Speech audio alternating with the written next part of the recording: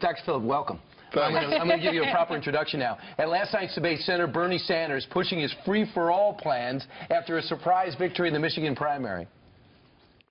We have got to raise the minimum wage to $15 an hour. The United States has got to join in the rest of the industrialized world in guaranteeing health care to all people as a right. We have got to go beyond first grade to 12th grade when we talk about public education. So I do believe we should make public colleges and universities tuition free. In Michigan, Senator Sanders overwhelmingly took home the independent vote and the youth vote by a huge majority. Look at those numbers. So why does he appeal to so many voters there? All right. We brought in an expert. We brought in Dr. Phil. You know him from the TV show as well. Dr. Phil, why is it the young people in particular love Bernie's message of everything's free? Yeah, you need me for this, right? you can stop somebody out on the street. You can fly me in here for this one. I mean, come on. Two things. One, he's telling these people what they want to hear, right? Life's unfair. But they're all doing it. I mean, Hillary's telling her people what they want to hear. Trump's telling these people what they want to hear. He's telling these young people what they want to hear. And you want to hear that. And it's great if they can then turn around and do it, but it's politics, right? Plus, he's also really hitting at the establishment. He's giving the same message Trump is giving. It's that anger message. Let's knock them down. Let's do this all a different way. But there's a little bit of difference in that his message is this should be free. This should be free. You should not have to pay for that.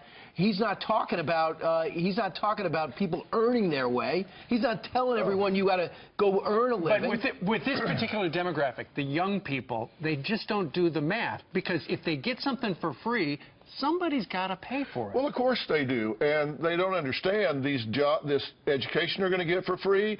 Then they're going to get a job, and when they get that job, the money they make for the job is going to pay for the next bunch that's going to get it free. Right. It's a vicious cycle, and I just think that you've got to stop and ask yourself.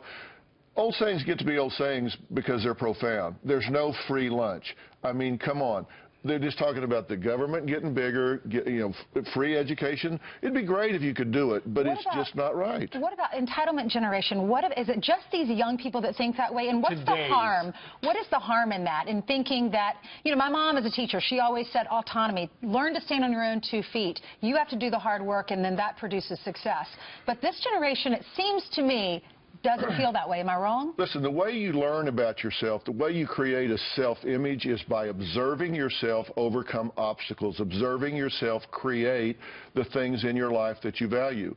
If you never get to do that, if somebody gives you everything, you never get to observe yourself. And so you never create mastery. You never see yourself overcome obstacles, so you don't get confidence.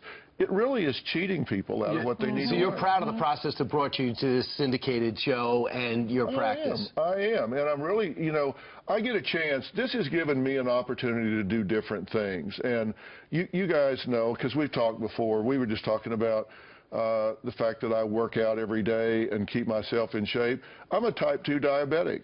And, people have these ideas that if you're a diabetic, it's because you're a slug. You eat wrong, you don't do the things you need to do.